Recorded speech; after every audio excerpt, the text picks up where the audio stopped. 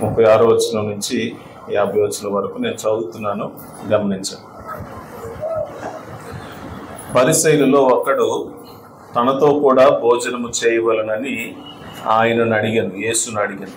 ఆయన ఆ పరిసయ్యుని ఇంటికి వెళ్ళి భోజన పంక్తిని కూర్చుండగా ఆ ఊరిలో ఉన్న పాపాత్మురాలైన యొక్క స్త్రీ యేసు పరిసయ్యుని ఇంట భోజనమునకు కూర్చున్నాడని తెలుసుకుని ఒక బుడ్డితో అత్తరు తీసుకుని వచ్చి వెనుక తట్టు ఆయన పాదముల యొద్ద నిలువబడి ఏడ్చుచు కన్నీళ్లతో ఆయన పాదములను తడిపి తన తల వెంట్రుకలతో తుడిచి ఆయన పాదములను ముద్దు పెట్టుకొని ఆ అత్తరు వాటికి పూసి ఆయనను పిలిచిన పరిసయ్యుడు అది చూచి, ఈయన ప్రవక్త అయిన ఎడల తన్ను ముట్టుకొనిన ఈ స్త్రీ ఎవరియో ఎటువంటిదో ఎరిగియుండును, ఇది పాపాత్మురాలని తనలో తాను అనుకొనెను.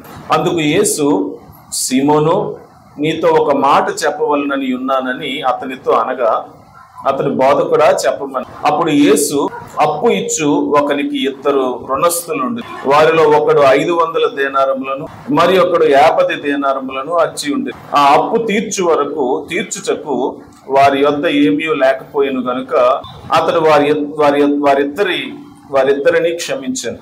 కాబట్టి వీరిలో ఎవడు అతన్ని ఎక్కువగా ప్రేమించునో చెప్పమని అడిగాను. అందుకు సీమోను, అతడెవనికి ఎక్కువ క్షమించెనో వాడే అని నాకు తోచుచున్నదని చెప్పగా, ఆయన నీవు సరిగా యోచించితివని అతనితో చెప్పి ఆ స్త్రీ వైపు తిరిగి సీమోనుతో ఇట్లనెను, ఈ స్త్రీని చూచుచున్నావే, నేను నీ ఇంటిలోనికి రాగానే నీవు నా పాదములకు నీళ్ళియలేదు గాని ఈమె తన కన్నీళ్లతో నా పాదములను తడిపి తన తల వెంట్రుకలతో తుడిచి, నీవు నన్ను ముద్దు పెట్టుకొనలేదు గాని నేను లోపలికి వచ్చినప్పటి నుండి ఈమె నా పాదములను ముద్దు పెట్టుకొనుట మానలేదు. నీవు నూనెతో నా తల అంటలేదు గాని ఈమె నా పాదములను అత్తరుతో పూసి, ఆమె విస్తారముగా ప్రేమించను గనుక ఆమె యొక్క విస్తార పాపములు క్షమింపబడనని నీతో చెప్పుచున్నాను.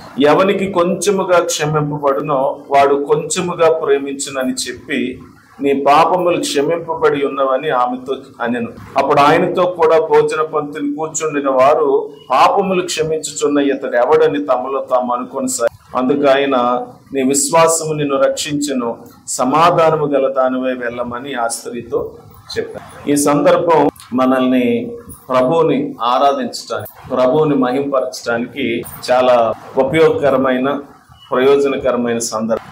ఈ 36వ వచనం నుంచి 50వ వచనంలో మనకి 3 వ్యక్తులు కనిపిస్తారు. మొదటిది ప్రభు, రెండవది అతన్ని భోజనానికి పిలిచిన ఒక వ్యక్తి, అతని పేరు ఇక్కడ రాయబడింది, అతని పొజిషన్ కూడా ఇక్కడ రాయబడింది. అతడు ఎవరు అనంటే పరిసయ్యుడు. అతని పేరు సీమోను. సీమోను శిష్యుడు కాదు, వేరొక సీమోను. మూడవది ఎవరు అనంటే పాపాత్మురాలైన ఒక స్త్రీ. ఈ 3 ఈ సందర్భంలో మనకు కనిపిస్తారు. యేసుక్రీస్తు ప్రభు ఒకరోజు ఈ పరిసయ్యుడి చేత తన ఇంటిలో భోజనం చేయటానికి, డిన్నరో తెలీదు, లంచో తెలీదు, బ్రేక్ఫాస్ట్ మనకు తెలియదు, పిలువబడ్డాడు, భోజనానికి, ఆతిథ్యానికి పిలువబడ్డాడు. ప్రభు అతని ఇంటికి వెళ్ళాడు. అతని ఇంటికి వెళ్ళినప్పుడు పరిసయ్యుడు పిలిచాడే గాని యేసు ప్రభువుని ఆయన చూసే విధానం, యేసు ప్రభువుని ఆయన గౌరవించే విధానం, యేసు ప్రభువుని ఆయన ప్రేమించే విధానం అనేది సరిగా లేదు. ఎందుకంటే ఈ సందర్భంలో మనం చూస్తే చాలా క్లియర్ గా రాయబడింది.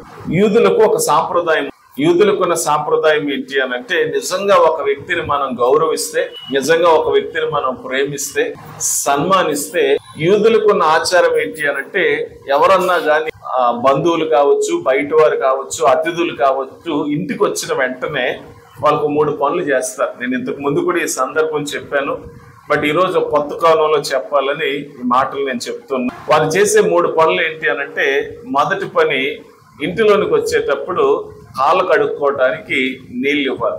ఈ రోజుల్లో ఉన్నట్టు ఆ రోజుల్లో తారు రోడ్డులు లేవు. ఆ రోజుల్లో ఉన్న రోడ్లు ఏంటి అనంటే మట్టి రోడ్లే.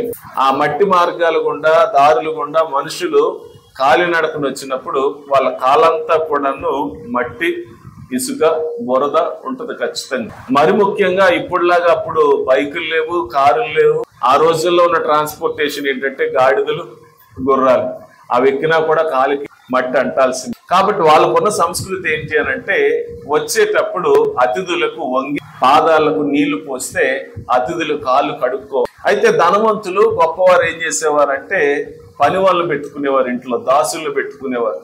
పని వాళ్ళు ఏం చేసేవారు అని అంటే, ఈ కాళ్ళు కడగడానికి నీళ్ళు ఇచ్చేవారు. కానీ బాగా ప్రేమించే వ్యక్తి అనుకోండి, పని వాళ్ళు ఉన్నా కూడా పక్కన పెట్టి తానే వెళ్ళి ఏం చేస్తాడు అని అంటే, కాళ్ళకు నీళ్లు అందిస్తాడు. ఇది ఒక రకమైన అభిమానం, గౌరవం, ప్రేమను వ్యక్తం చేయి. అందుకని మనం బైబిల్లో ఒక ఉదాహరణ కూడా చూస్తాం. కిందటి వారం అబ్రహాం గారి గురించి మాట్లాడినప్పుడు, అబ్రహాం చాలా ధనవంతుడు. ఎంతమంది పనులు ఉన్నారంటే అతని ఇంట్లో, తన ఇంట పుట్టి పెరిగిన దాసులు 300 మంది ఉన్నారు. ఇంట పుట్టి పెరిగిన దాసులు అంటే తన ఇంట్లోనే దాసులకు పుట్టారు, బాన్స్ లేరు, దాసులుగానే పెరిగారు. వాళ్ళకి యజమాని తప్ప ఇంకెవరు లేరు. యజమాని చచ్చిపోమంటే చచ్చిపోవు. అలాంటి వాళ్ళు 300 మంది ఉన్నారంట. ఎవరికి? అబ్రహాం గారు. కానీ ఈ సందర్భాన్ని మనం చూస్తే, ఇది 18వ అధ్యాయాన్ని మనం చూస్తే, 3 వ్యక్తులు నడుచుకుని వచ్చినప్పుడు పరిగెత్తుకుని ఎవరు వెళ్ళారంటే అబ్రహాం. 300 మంది ఇంట్లో పనులు ఉన్నప్పుడు తానే వెళ్ళి తానే పశువును కోసి సేవ చేయాల్సిన పని ఏముంది అని అంటే ప్రేమను వ్యక్తపడ. అయితే ఈ వ్యక్తి పిలిచాడు కానీ యేసు ప్రభువుని ఎలా చూస్తున్నాడు అని అంటే, ఆయన ఒక సాధారణమైన వ్యక్తి లాగాను, లేదంటే ఒక సెలబ్రిటీని పిలిచాడు. ఎందుకొరకంటే తన గుర్తింపు కొరకు, తన గౌరవం కొరకు మనకు తెలియదు. కొన్నిసార్లు మనకి మనుషులు కావాలి. ఎందుకు కావాలి అని అంటే, మన రెప్యుటేషన్ పెంచుకోవడానికి. ఫలానా ఆయన నాకు తెలుసు, ఫలానా ఆయన నా ఇంటికి వచ్చాడు, ఫలానా వారితో నాకేముంది అని అంటే పరిచయం ఉంది, లేకపోతే ఇంకా తెలుసుకోవాలనో ఇంకో అర్థం చేసుకోవాలనో కారణం ఏంటో ఇక్కడ రాయబడలేదు. పిలవటం అయితే పిలిచాడు. కానీ మీరు చూస్తే ఆ స్త్రీ వైపు తిరిగి సీమోనుతో ఇట్లనే, ఈ స్త్రీని చూచుచున్నావే, నేను నీ ఇంటిలోనికి రాగా నీవు నా పాదములకు నీళ్ళు, నీవు నన్ను ముద్దు పెట్టుకోనలేదు. రెండో పని ఏం చేస్తారంట, యూదులు ఎవరన్నా గెస్ట్, తనవారు, బంధువులు, తను ఎరిగిన వారు, తను ప్రేమించేవారు వస్తే ఆప్యాయంగా కౌగులించుకొని వారికి ముద్దు పెట్టి లోపలికి ఆహ్వానాన్ని తెలియచేయటం. అందుకని వారు ఒక 3 సార్లు యూదులు లేదా ముస్లిమ్స్ ఏం చేస్తారనంటే, కౌగులించుకొని ముద్దు పెట్టుకుని వారి ప్రేమను, అది మినిమం ఏంటి అని అంటే గ్రీటింగ్స్ తెలియజేయ. 3వ మాట మీరు చూస్తే, నా పాదములకు నీళ్ళు లేదు.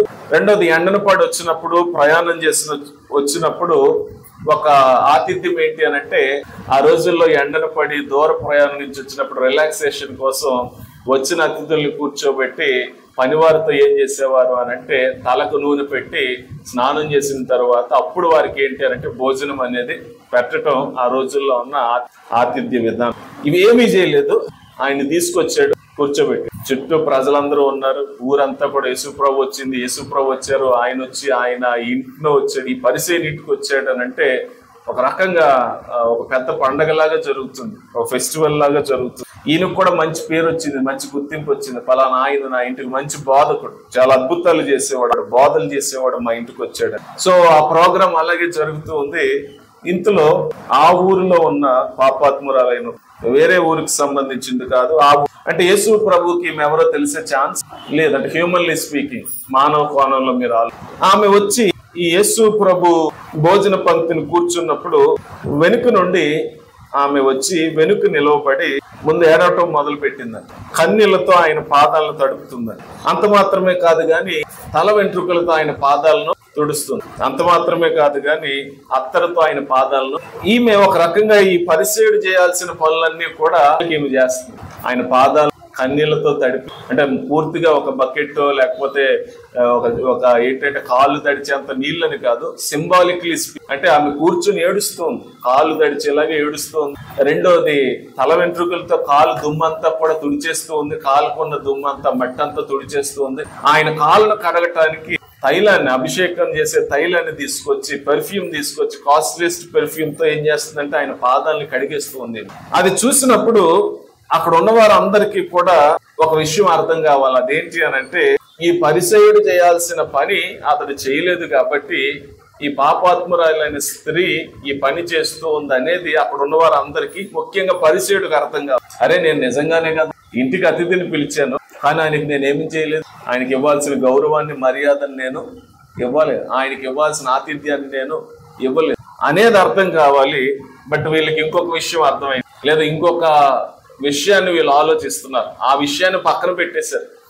ఆమె ఏం చేస్తూ ఉందో, ఆమె ఎంత గౌరవిస్తూ ఉందో, నీళ్లతో కడగాల్సిన పాదాలు అత్తరుతో పొయ్యటమే, చేతులతో కడగాల్సిన పాదాలను తల వెంట్రుకలతో కడగడం. స్త్రీకి తల వెంట్రుకలు అంటే అంతకంటే గౌరవం ఇంకేమి, అంతకంటే ప్రియమైనది ఇంకేమీ లేదు. తల వెంట్రుకలు అనేవి మోస్ట్ ప్రొటెక్టెడ్ ఫర్ ఉమెన్.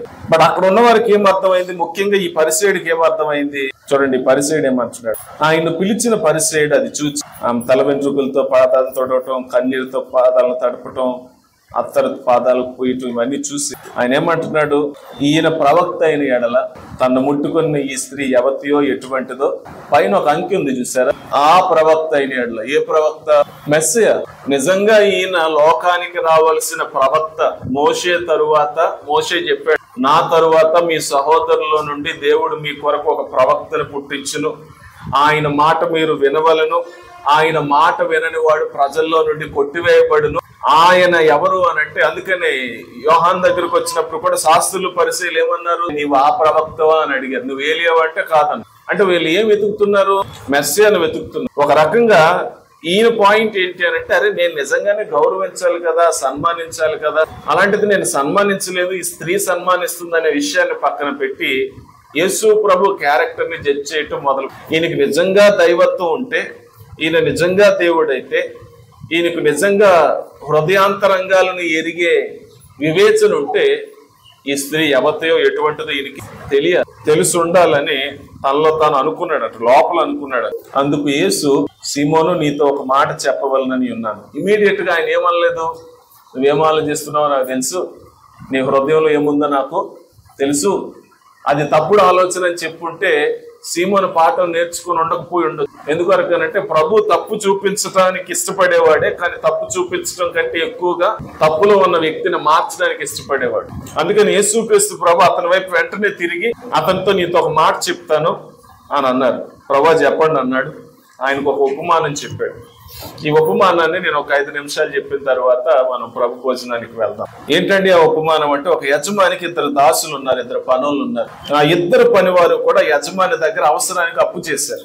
అప్పు ఇచ్చు ఒకరికి 2 రుణస్తులు ఉండేది. వారిలో ఒకడు 500 దేనారములు మరి ఒకడు 50 దేనారములు అచ్చి ఉన్నాడు.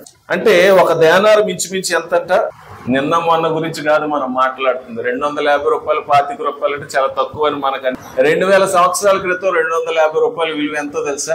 లక్షలు. ఇందులో ఒకడు 25 రూపాయలు అయితే ఇంకొకటి ఏకంగా 250 రూపాయలు, అంటే 10 times, 10%, 10 ఎక్కువ అక్కడ రుణస్తులు. వీరిద్దరిని కూడా యజమాని ఏమన్నాడు అని అంటే, వారు తీర్చలేని పరిస్థితుల్లో, వారు చెల్లించలేని పరిస్థితులు యజమాని పాదాలు పట్టుకున్నారు ఇద్దరు. అయ్యా మా దగ్గర చెల్లించడానికి లేదు, అప్పు అయితే చేసాం, అవసరానికి అప్పు తీసుకున్నాం, కానీ చెల్లించడానికి మా దగ్గర ఏమీ లేదని. యజమాని వారిద్దరు పరిస్థితి చూసి వారిద్దరిని ఏం చేశాడు అని అంటే క్షమించేశాడు. చూడండి 42. వారిద్దరిని ఆ యజమాని ఏం చేశాడంటే, ఆ అప్పు తీర్చుటకు వారిద్దరి యొద్ద ఏమీ లేకపోయిన కనుక అతడు వారిద్దరిని క్షమించు వదిలేశాడు. 0 బ్యాలెన్స్. నువ్వు 25 ఇవ్వక్కర్లేదు, నువ్వు 250 రూపాయలు కూడా ఇవ్వక్కర్లేదు అని క్షమించేసి వదిలేదు అని చెప్పి, ఇప్పుడు వీళ్ళిద్దరిలో ఎవరు ఎక్కువ గ్రేట్ఫుల్ గా ఉంటారు, ఎవరు ఎక్కువగా యజమాని ప్రేమిస్తారు అని సీమోను ప్రభు అడిగాడు. అంటే సీమోను బాగా ఆలోచించే వ్యక్తి, పరిసేయుడు, జ్ఞానవంతుడు కదా. ఇమీడియట్ గా ఏమన్నాడు చూడండి 43. అందుకు సీమోను, అతడు ఎవరికి ఎక్కువ క్షమించునో వాడే అని నాకు తోచుతున్నదని చెప్పాడు. నాకేమనిపిస్తుంది అంటే, ఎవరు ఎక్కువ డబ్బులు తీసుకున్నారో, ఎవరి అప్పు ఎక్కువగా క్షమింపబడిందో వారే ఎక్కువ ప్రేమిస్తారని నాకు తోస్తుంది ప్రభు. వారే ఎక్కువ గౌరవిస్తారు, వారే ఎక్కువ సన్మానిస్తారు, వారే ఎక్కువ తమ హృదయాన్ని ఏంటి అని అంటే యజమాని పట్ల కృతజ్ఞత కలిగి ఉంటారని నాకు తోస్తుందని అన్నాడు. అందుకు ప్రభు అన్న మాట ఏంటి అని అంటే, అద్భుతంగా ప్రభు దానికి సమాధానం 43 వచ్చి, నీవు సరిగా యోచించితివి అని అతనితో చెప్పి ఆ స్త్రీ వైపు తిరిగి ఇప్పుడు సీమోనుతో మాట్లాడు. ఈయనతోనే మాట్లాడుతున్నాడు, కానీ ఎవరి వైపు తిరిగారు? ఇప్పటి వరకు ఈయన వైపు కూర్చున్నాడు, వెనక ముందు కాదు. పాదాలు కడుగుతుంది, ముట్టుకుంది, పాదాలు శుభ్రం చేస్తుంది, అన్ని గమనిస్తున్నాడు ఆయన ముందు నుంచి. ఈయన వెనక్కి తిరగల. ఆయన హృదయాలోచన చూసి ఆయనతోనే మాట్లాడి ఇప్పుడు వెనక్కి తిరిగి ఇప్పుడు స్త్రీ వైపు చూస్తూ ఆయనతో మాట్లాడుతున్నాడు. అంటే ఇప్పుడు ఆయన నిజానికి ఆయనతోనే మాట్లాడుతున్నాడు, బట్ స్త్రీకి కూడా ఆయన ఒక విషయాన్ని చెప్తున్నాడు. ఏమని చెప్తున్నాడు? నేను నీ ఇంట్లోకి వచ్చాను, నువ్వు నన్ను ఏం చేయలేదు. నేను నీ ఇంట్లోకి వచ్చాను, నీవేం చేయలేదు. నా పాదాలు కడగటానికి కనీసం నాకు నీళ్లు కూడా ఇవ్వలేదు. నేను నీ ఇంట్లోకి వచ్చాను, నా తలంటడానికి నీవు నాకు నూనెను కూడా ఇవ్వలేదు. ఈ స్త్రీ ఏం చేస్తుంది గమనించావా నువ్వు అని చెప్పి ప్రభు ఆమె విస్తారంగా నన్ను ప్రేమించాను, ఆమె నన్ను చాలా ఎక్కువగా ప్రేమిస్తుంది, నీకంటే నన్ను ఆమె ఎక్కువగా ప్రేమిస్తుంది, ఇక్కడ ఉన్న వారందరికంటే ఆమె నన్ను ఎక్కువగా ఆ రూమ్ లో ఎవరున్నారో తెలుసా అండి? ఇమాజినేషన్ 12 మంది శిష్యులు ఉండుండొచ్చు. ఆ రూమ్ లో ఈ శాస్త్రి లాంటి శాస్త్రులు ఇంకా చాలా మంది ఉండుండొచ్చు, పరిచయులు చాలా మంది ఉండుండొచ్చు, ఊర్లో వారు చాలా మంది ఉండుండొచ్చు. కానీ యేసు ప్రభు ఆమె వైపు తిరిగి ఆమె తన మాట ఏంటంటే, ఈమె విస్తారమైన పాపములు క్షమింపబడింది కనుకనే ఆమె నన్ను విస్తారంగా ప్రేమిస్తుంది. అందుకనే ముందు చూడండి ఇలా అన్నాడు, ఆమె విస్తారముగా ప్రేమించను కనుక ఆమె యొక్క విస్తారమైన పాపములు క్షమింపబడిన నీతో చెప్తుంది. అక్కడ ఉన్న వారు అందరూ పాదాలు చూడలేదా? వాళ్ళ సంస్కృతి అది. శిష్యులకు తెలియదా? తమతో నడిచి వచ్చిన శిష్యులకి తన పాదాలకు నీళ్ళు ఇవ్వలేదని తెలియదా? ఏ శిష్యుడు తగ్గించుకోలేదే. 12 మందిలో ఉన్నవారు ఎవరు కూడా వచ్చి ఆయన ఇవ్వకపోతే ఇవ్వకపోయాడు, సరే ఏముంది మేము వచ్చి మీ పాదాలు కడుగుతాం, మీరు బయటకు రండి అని ఒక శిష్యుడు చెప్పలేదే. ఆ రూమ్ లో చాలా మంది ఉన్నారు. యేసు ప్రభు అద్భుతాలు చేస్తే బాగుందని చెప్పేవారు, ఆయన బోధలు చేస్తే బాగుందని చెప్పేవారు చాలా మంది ఉన్నారు. వాళ్ళు ఎవరు ఆ పని చేయలేదు. కనీసం ఇంటికి పిలిచిన ఆయన కూడా ఆ పని చేయలేదు. అందరూ వచ్చారు, అందరూ చూస్తున్నారు. ప్రేమ ఉంటే ఉండొచ్చు, అభిమానం ఉంటే ఉండొచ్చు, కానీ ఈ స్త్రీకి ఉన్నంత అభిమానం, ఈ స్త్రీకి ఉన్నంత ప్రేమ ఎవరికి లేదు. కారణం ఏంటని ప్రభు చెప్తున్నాడు అని అంటే, ఆమె నన్ను విస్తారంగా ప్రేమిస్తుంది కాబట్టి ఆమె విస్తారమైన పాపములు క్షమింపబడ్డ. ఎవనికి కొంచెముగా క్షమింపబడునో వాడు కొంచెముగానే 47 వచనం ఈ ప్యాసేజ్ అంతటికి కూడా కీ అండర్లైన్ చేసుకోవాల్సిన వచ్చిన. ఎవనికి కొంచెముగా క్షమింపబడునో వాడు కొంచెంగానే ప్రేమించునని చెప్పాడు. ఇప్పుడు మిమ్మల్ని ఒక ప్రశ్న నేను అడగా, అదేంటనంటే ప్రభువుని ఎవరు ఎక్కువగా ప్రేమిస్తారు? ప్రభువుని ఎవరు ఎక్కువగా ఆరాధిస్తారు? ప్రభుకి ఎవరు ఎక్కువగా విధేయత చూపుతారు? ప్రభుకి ఎవరు ఎక్కువ కృతజ్ఞత కలిగి ఉంటారు? ఎవరికి వారి పాపాన్ని గుర్చిన సెన్స్ ఎక్కువ ఉంటుందో వాళ్ళు ప్రభువుని ఎక్కువగా ప్రేమించగలరు. రెండో విషయం ఏంటి అనంటే, ఎవరి పాపాలు ప్రభు ఎక్కువ క్షమించాడని అనుభవం ఉంటుందో వారు ప్రభువుని ఎక్కువగా ప్రేమించగలరు. ఈ 2 విషయాల్లో ఒక వ్యక్తికి సెన్స్ లేకపోతే, అనుభవం లేకపోతే, ఈ 2 విషయాలు ఒక వ్యక్తికి లోతుగా అర్థం కాకపోతే ఆ వ్యక్తి ఎప్పటికీ ప్రభువును ప్రేమించాల్సినట్టుగా ప్రభువుని ప్రేమించలేడు. ప్రభువుని ప్రేమించలేడు వాడు ప్రభువుని ఎలా ఆరాధిస్తాడు? ప్రభువుని ఎలా మహింపరుస్తాడు? ప్రభువుని ఎలా గణపరుస్తాడు? మన ఆరాధన కూడా, మన పాటలు కూడా, మన మాటలు కూడా, మన ప్రార్థనలు కూడా, మన భక్తి కూడా, మన ధ్యానం కూడా, మన సేవ కూడా ఎలా ఉంటుంది తెలుసండి? పరిసైడ్ లాగే ఉంటుంది. పైనే అంత పేరుకు పిలుస్తాం అంతే, పేరుకు కూర్చోబెడతాం అంతే, పేరుకు పాటలు పాడతాం అంతే, పేరుకు ఆయన ప్రభు అంటాం అంతే. Doesn't come from the heart. అది హృదయంలో నుంచి రాదు. ఎందుకు రాదు అని అంటే, because he doesn't have that sense of sin. He doesn't have that sense of forgiveness. నిజంగా ఆ స్త్రీకి ఉన్నట్టు ఈ వ్యక్తికి తన పాపం ఎలాంటిదో, తన పాపం ఎంత గొప్పదో తెలిస్తే, ఆ పాపాన్ని ప్రభు ఎలా క్షమించాడో అన్నది ఆ వ్యక్తికి తెలిస్తే, ఆ వ్యక్తి ఏం చేసేవాడు? తగ్గించుకోవడం, ప్రేమించడం, ఆరాధన. ప్రాబ్లం ఏంటి అని అంటే, he doesn't have that sense of sin. అంటే పిలిచినప్పుడు ఈయన ఏమనుకుంటుంటాడు తన గురించి తాను? నేను పాపినే, కానీ నేను మరీ అంత గొప్ప పాపినేం కాదు. నేను చెడ్డోడినే కానీ మరీ అంత పెద్ద చెడ్డోడినేం కాదు. నేను ఎప్పుడు హత్య చేయలేదు, నేను ఎప్పుడు దొంగతనం చేయలేదు, నేను ఎప్పుడు వ్యభిచారం చేయలేదు. ఈ సమాజంలో తూ అనే పెద్ద పెద్ద పాపాలు ఏమి నేను చేయలేదు. కాబట్టి యేసు ప్రభు ముందు ఆయన నన్ను పెద్దగా క్షమించే పనే ఉంది. ఆయన ముందు ఓ ప్రభువా నన్ను క్షమించిన ఆయన పాదాలు పట్టుకోవాల్సిన పనేముంది, ఏడవలసిన పనేముంది? నేను ఎవరు నన్ను కొట్టానా? నేను ఎవరు నన్ను చంపానా? నేను ఎవరు నన్ను పాడు చేశానా? లేదే. ఏదో అవసరానికి ఒక అబద్ధం, ఒక చిన్న మోసం, అప్పుడప్పుడు కోపం వస్తే కోపపడటం, ఇంతే కదా. ఇవి చేయని వాడు ఎవడున్నాడు? వీటికి కూడా ప్రభు దగ్గర పాదాలు పడిపోయి, ప్రభువా నువ్వు లేకపోతే నాకు దిక్కు లేదు, నీవే దేవుడు అని ఆయన పాదాల మీద కన్నీరు కార్చి ఏడవలసినంత పని ఉందా అంటే, చాలా మంది భక్తి జీవితం అలాగనే ఉంటుంది. ఎందుకొరకనంటే, they don't see their sin as it is. ఇక్కడ ప్రాబ్లం ఏంటో తెలుసండి, పరిసయ్యునికి తన పాపం చాలా చిన్నగా కనిపిస్తుంది. అదే ప్రాబ్లం. ఈ స్త్రీకి తన పాపం చాలా పెద్దగా కనిపించింది. ఎందుకంత పెద్దగా కనిపించింది అంటే, సమాజంలో ఆ పాపానికి మేబీ ఆ పాపం చాలా గొప్పదిగా సమాజం చూస్తూ ఉండొచ్చు. అది వ్యభిచారం కావచ్చు. అందుకని ఆమెకు ఒక సెన్స్ క్రియేట్ అయింది. అదేంటి అని అంటే, నా పాపం చాలా అసహ్యకరమైంది, చాలా పెద్దది. అయినా ఈయన నన్ను ముట్టుకున్నాడు, అయినా ఈయన నన్ను క్షమించాడు. నేనేమంటున్నా తెలుసండి, అంటే ఇలా అంటున్నానని తప్పుగా అనుకోకండి. చిన్న పాపాలు చేసి ప్రభు దగ్గరికి వచ్చే వాళ్ళకంటే పెద్ద పాపాలు చేసి ప్రభు దగ్గరికి వచ్చే వాళ్ళే ధన్యులు. At least they have sense of their sin. కానీ చిన్న చిన్న పాపాలు చేసి ప్రభు దగ్గరికి వస్తారు చూసారా, అంటే చిన్న పాపాలు పెద్ద పాపాలు లేవు. నేను చెప్తున్నాను హ్యూమన్లీ స్పీకింగ్, మీకు అర్థం కావడానికి.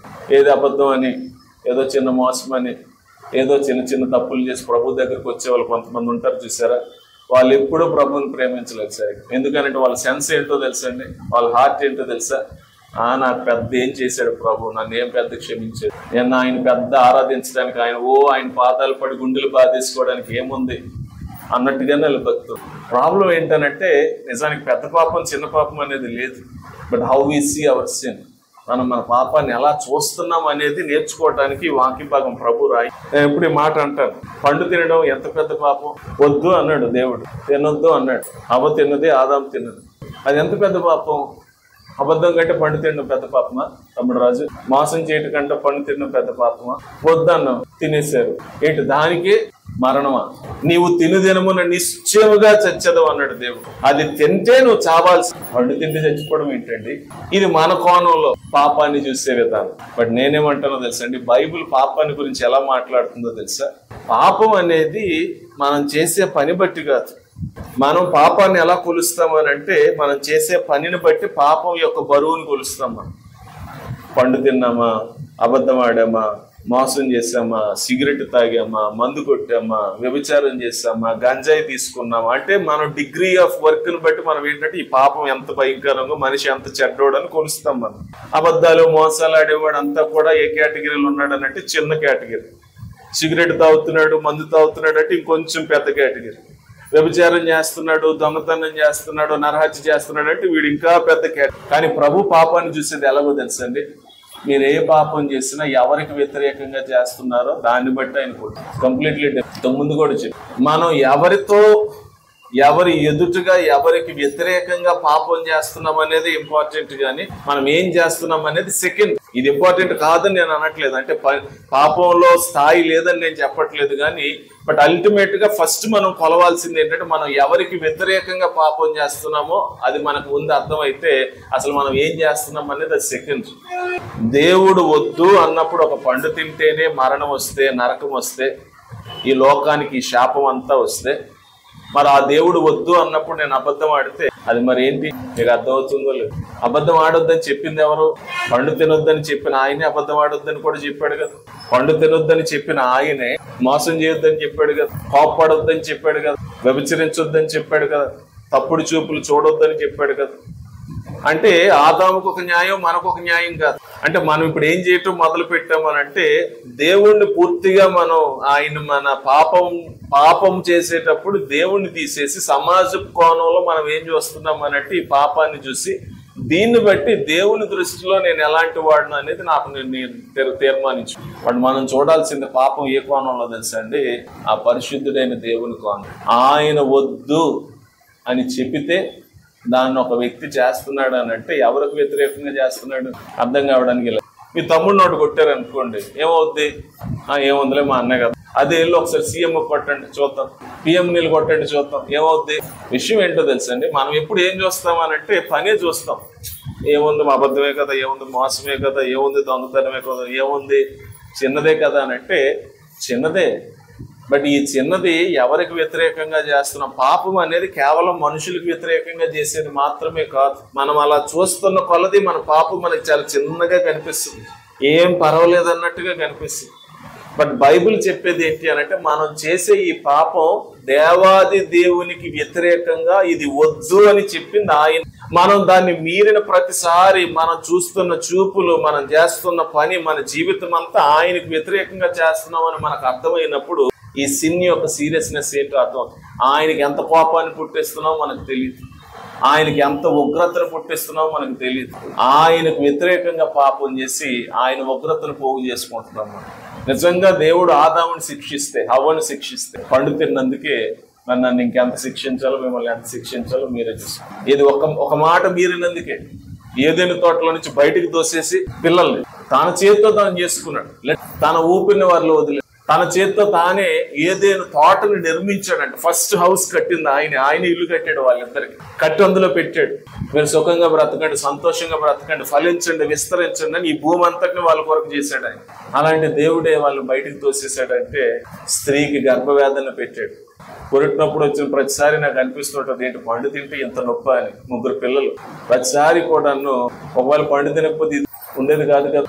మనిషి ఈ రోజు బయటకు వెళ్ళి కష్టపడుతున్నా కూడా అప్పులు, బాధలు, సుఖం లేదు, సంతోషం లేదు, అనారోగ్యాలు, ఈ భూమి మీద ఉన్న ఈవిలంతా, ఈ చెడుతనం అంతా కూడా ఎక్కడి నుంచి వచ్చిందో తెలుసా అండి? రూట్ ఎక్కడ ఉందో తెలుసా? Because of that one sin.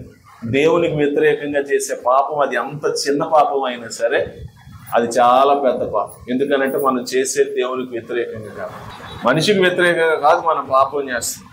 అది సెకండరీ. దేవుడు దాన్ని కూడా కన్సిడరేషన్లోనికి ఎవరికి వ్యతిరేకంగా చేస్తున్నామో, ఎవరిని మోసం చేస్తున్నామో, దానివల్ల వారికి ఎంత నష్టం కలిగిందనే సెకండరీ. దాన్ని ఆయన వదిలే. అబద్ధం ఆడితే అబద్ధానికి, మోసం చేస్తే మోసానికి, అన్యాయం చేస్తే అన్యాయానికి, హత్య చేస్తే హత్యకి దేవుడు తీర్పు తీరుస్తాడు. బట్ మనం ఫస్ట్ చూడాల్సింది ఏంటి అనంటే, ఈ ఆజ్ఞ దేవుడు ఇచ్చాడు, మనం దేవునికి వ్యతిరేకంగా పాపం చేస్తాం. అటు తర్వాత మనిషికి వ్యతిరేకంగా పాపం చేస్తాం. ఈ సెన్స్ ఎవరికి లేదో తెలుసా అండి? ఈ సెన్స్ ఈ పరిసేయుడికి లేదు. ఆయన దృష్టిలో ఆయన ఎవరు అని అంటే, నాకు అంత పెద్ద పాపం ఏమి లేదు, నాకు ఈయన క్షమాపణ అంత ఎక్కువేమీ అవసరం లేదు. అందుకని యేసు ప్రభు వచ్చినా కూడా ఆయన కాలు మీదే ఉంది. కాలు దించలేదు, ఒళ్ళు వంచలేదు, ఆయన పాదాల వరకు వంగలేదు. ఎందుకు వరకు అని అంటే, he doesn't need much of his saviour. నాకు నా రక్షకుని దగ్గర నుంచి ఎక్కువేం అవసరం లేదు, ఏదో నా 4 పాపాలు క్షమించేస్తే పరలోకానికి పోతాం. అలాంటి వాడు ప్రభువుని ప్రేమించు, అలాంటి వాడు ప్రభువుని ఆరాధించు. ఈరోజు నేను చెప్పాలనుకున్నది ఏంటో తెలుసండి, మీ పాపాన్ని మీరు సరిగ్గా చూడాలి. మన దృష్టిలో అది చిన్నదైనా కావచ్చు, పెద్దదైనా కావచ్చు. బట్ దేవుని దృష్టిలో ఆ పాపాన్ని చూస్తే చాలా ఘోరమైంది. ఆయనకు వ్యతిరేకంగా చేస్తాను, సృష్టికర్తకు వ్యతిరేకంగా నేను పాపం చేస్తాను. ఆయన కోపాన్ని, ఆయనకు రోషాన్ని, ఆయన ఉగ్రతను నేను పుట్టిస్తాను. అయితే ఆ ఉగ్రత నుంచి నన్ను తప్పించింది ఎవరు అనంటే ఆయన క్షమాపణ, ద సెన్స్ ఆఫ్ ఫర్గివ్నెస్. ఆమె పాపం యొక్క సెన్స్ మాత్రమే కాదు, సెన్స్ ఆఫ్ ఫర్గివ్నెస్ కూడా ఈమె కలిగి ఉంది. ఎందుకొరకనంటే చాలా మంది ఈమె ఎవరు అనంటే, వ్యభిచారంలో పట్టబడిన స్త్రీ ఉంది కూడా. అందరూ చంపేద్దాం అనుకున్నారు, అందరూ రాళ్ళు తీశారు. ప్రభు ఒక్కడే ఏమన్నాడంటే, ముందు మీలో పాపం చేయనోడు ఎవడో చెప్పండి, వారు రాళ్ళు వేయండి అని విడిపించి, ప్రభు నిజానికి అక్కడ శిక్షించడానికి యోగ్యుడు, పాపం లేనివాడు. కానీ ఆయన ఏమన్నాడు అనంటే, నేను నిన్ను శిక్షించు, సమాధానం గలదానివై వెళ్ళి నీ పాపములు క్షమింపబడ్డాయని ఆమెతో చెప్పి, ఎక్కనో పాపం చేయొద్దని ఆమెను క్షమించి ఆమె బ్రతుకులు మార్చిన వాడు యేసుక్రీస్తు ప్రభు. కాబట్టి దట్ సెన్స్ ఆఫ్ ఫర్గివ్నెస్, ఇది లేని వారు ప్రభుని ఆరాధించలేదు. చాలా మందికి సెన్స్ ఆఫ్ సిన్ ఉంటుందేమో, బట్ సెన్స్ ఆఫ్ ఫర్గివ్నెస్ ఉండదు. ఎందుకంటే వాళ్ళు నిజంగా ప్రభు చేత క్షమింపబడిన వారు కాదేమో, ప్రభు పాదాలను ఇంకా పాప క్షమాపణ కొరకు పట్టుకున్న వారు కాదేమో. క్షమింపబడకుండా కృతజ్ఞత ఎక్కడి నుంచి వస్తుంది? అసలు పాపమే చూడని వాడు, తన పాపాన్ని నా పెద్ద ఏం భారం కాదనుకున్నవాడు ఇక రక్షకుని దగ్గరికి ఎందుకు వచ్చి ఆయన పాదాలు పట్టుకుంటాడు? జబ్బు ఏంటో తెలియని వాడు, జబ్బు తీవ్రత ఏంటో తెలియని వాడు డాక్టర్ దగ్గరికి ఎందుకు వెళ్తాడు? నిజంగా జబ్బు ఏంటో, ఆ జబ్బు తీవ్రత ఏంటో తెలిసి డాక్టర్ దగ్గరికి వెళ్తే, ఆ డాక్టర్ దగ్గర మెడిసిన్ ట్రీట్మెంట్ తీసుకుంటే బాగుపడితే అతడి గడ 2 చేతులు ఎత్తి ఏమంటాడు, అయ్యా డాక్టర్ గారు మీరు నన్ను బతికించారు. ఈ రోజుల్లో ఒకవేళ నిజంగా నేను ప్రతి ఆదివారం వస్తున్నాను, కూర్చుంటున్నాను, ఏదో నామకార్థంగా 2 మాటలు చెప్పేసి నా ప్రభుకి ఏదో చెయ్యాలి కాబట్టి, రావాలి బట్టి కూర్చోవాలి కాబట్టి వెళ్ళిపోతున్నాను, నా హృదయం నిజంగా దేవుని పట్ల కృతజ్ఞత కలిగి లేదు, కృతజ్ఞత భావంతో నేను మాటలు పలకలేకపోతున్నాను, నేను ప్రార్థన చేయలేకపోతున్నాను, నేను ఆరాధన చేయలేకపోతున్నాను అంటే అర్థం ఏంటో తెలుసండి? You don't have that sense of forgiveness. అది చాలా భయంకరమైన విషయం, భయపడాల్సింది. నాకు తెలిసి ఇక్కడ సేఫ్ జోన్లో ఉంది ఎవరో తెలుసండి, ఈ స్త్రీ చాలా సేఫ్ జోన్లో ఉంది. ఇక్కడ డేంజర్ జోన్లో ఉంది ఎవరో తెలుసండి, ఆ పరిచయుడు. అతను చూస్తే చాలా భయం వేస్తుంది. ఎందువరకంటే he doesn't have sense of forgiveness. క్షమింపబడలేదు, క్షమింపబడకపోవటం భయంకరం. ఆ క్షమాపణ అనుభవం ఖచ్చితంగా ఉండాలి. మన పాపం మన ప్రభు దగ్గర తీసుకుని వెళ్ళినప్పుడు, మన ప్రభు దగ్గర మన పాపాలు ఒప్పుకున్నప్పుడు, ఆయన చేత క్షమింపబడి ఆ క్షమాపణ హృదయాన్ని ప్రభు ముందుకు తీసుకొచ్చి ఆయన ఆరాధించడం, అది చాలా గొప్ప విషయం. సో ఈ 2 విషయాలు మీ దృష్టికి నేను తీసుకొస్తున్నాను. Number 1, do you have that sense of sin? మీ పాపం ఏంటో మీరు నిజంగా చూడగలుగుతున్నారా? చూడలేకపోతే భయపడండి. యేసుప్రభు అదే చెప్తున్నారు. నిజానికి ఆమె సమాధానం కలిగిందై ఉంది. ఆమె పాపాలు క్షమింపబడ్డాయి. ప్రభు ఆమెతో, ఈ శాస్త్రితో, ఈ పరిసేయుడితో కూడా ప్రభు అలా మాట్లాడాడు. ఆమెతో చాలా అద్భుతంగా మాట్లాడాడు. నీ పాపాలు క్షమింపబడ్డాయి అని ఆమెతో చెప్పి, అక్కడ ఉన్న వారందరితో కూడా వాళ్ళంతా అనుకున్న పాపాలు క్షమించడానికి ఇతడు ఎవడు అనుకుంటున్నారు. కానీ ప్రభు అన్న మాట ఏంటో తెలిసింది, 50 వచ్చిన అద్భుతమైన వచ్చింది. అందుకు ఆయన, నీ విశ్వాసము నిన్ను రక్షించను, సమాధానం గలదానిపై వెళ్ళిన స్త్రీతో క్షమాపణ ఉంది, సమాధానం ఉంది, రక్షణ ఉంది, ఆల్ ఆఫ్ ఇట్. కానీ పరిసేయుడు హృదయంలో ఏముంది? ఎలాంటి హృదయంతో కూర్చున్నాడో, ఎలాంటి హృదయంతో పిలిచాడో అలాంటి హృదయంతోనే అక్కడ ఉన్నాడు. మేబీ అర్థం చేసుకుని పశ్చాత్తాపడితే దేవునికి స్తోత్రం, కానీ అక్కడ రాయబడలేదు. మనం కూడా ఆయన ఆరాధించడానికి ఇక్కడికి వచ్చాం, ఆయన సన్నిధులు ఇక్కడికి వచ్చాం, ఆయనకు పాటలు పాడటానికి, ఆయన కనపరచడానికి, ఆయన మహింపరచడానికి. ఒకసారి మన హృదయాలను కూడా పరీక్షించుకుందాం. నీ పాపం ఏంటో, నా పాపం ఏంటో చూడకుండా, మన పాపాలను గమనించకుండా, గుర్తించకుండా, మినిమైజ్ చేసేస్తూ, జనరలైజ్ చేసి, వాళ్ళు చేయట్లేదా, వీళ్ళు చేయట్లేదా, నేనే పెద్ద తప్పులు చేస్తున్నాను, నా పాపమే చాలా గొప్పదా, వారు అలా చేస్తున్నారు, వీళ్ళు ఇలా చేస్తున్నారు, 100 మంది చేసినా తప్పు తప్పే, 1000 మంది చేసినా తప్పు తప్పే. జనరలైజ్ చేసుకొని నిన్ను నువ్వు మోసం చేసుకో, నీ పాపాన్ని చిన్నగా చేసుకో. దేవుని వెలుగులో చూస్తే నీ పాపం కూడా చాలా భయంకరం. ఆయన దృష్టిలో ఆయన ఎదుటి నువ్వు చేస్తూ ఉన్నది ఏంటో నీకు చూస్తే ఖచ్చితంగా వణుకు రావాలి, ఆయన పాదాలు పట్టుకోవాల్సింది. ఎందుకొరకు అనంటే, ఆదామును అవ్వను పండు తిన్నందుకే అంతగా శిక్షిస్తే నిన్ను నన్ను ఆయన ఇంకెంత శిక్షించాలి. అయితే ఆ శిక్షకు బదులు ఆయన ఈరోజు కూడా మనకు ఆఫర్ చేసింది ఏంటి అని అంటే క్షమాపణ. Still we have forgiveness. యేసుక్రీస్తు అందుకే ఈ లోకానికి వచ్చాడు, ప్రాణాన్ని పెట్టాడు, సమాధి చేయబడి తిరిగి లేచాడు. ఆయన ఈ రోజు కూడా పిలుపునిస్తూ ఉన్నాడు. తను ఎందరు అంగీకరిస్తారో, తన పాదాలు ఎంతమంది పట్టుకుంటారు, పశ్చాత్తాపడతారు, వారిని క్షమిస్తారు. బైబిల్లో ఒక అద్భుతమైన వాగ్దానం, మన పాపములను మనం ఒప్పుకొని ఎడల ఆయన నమ్మదగిన వాడు, నీతిమంతుడు కనుక ప్రతి పాపం నుండి మనలను కడిగి పవిత్రులుగా చేయండి. క్షమాపణ అడుగుదాం, ప్రభు పాదాలు పట్టుకుందాం, పశ్చాత్తాపడదాం, కృతజ్ఞతతో ఆయనకు ఆరాధన చేద్దాం. With sense of sin, with sense of forgiveness, with sense of gratitude మన ప్రభువుని స్తుతిద్దాం, కనపడుద్దాం. ప్రభు ఈ మాటలు మన వెనుకల్లో దీవించునుగాక. ఆమేన్.